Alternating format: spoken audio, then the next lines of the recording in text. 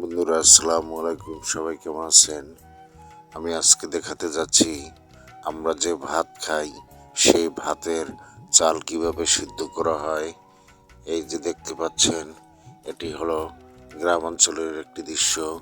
এভাবে ধান আগুনের তাপ দিয়ে পানি দিয়ে সিদ্ধ করা হয়। এরপরে সিদ্ধ হলে সেই ধান রোদে শুকিয়ে এবং ভালো করে শুকানোর পরে তারপরে মিলে ভাঙানো হয় এবং সে থেকে চাল তৈরি হয়।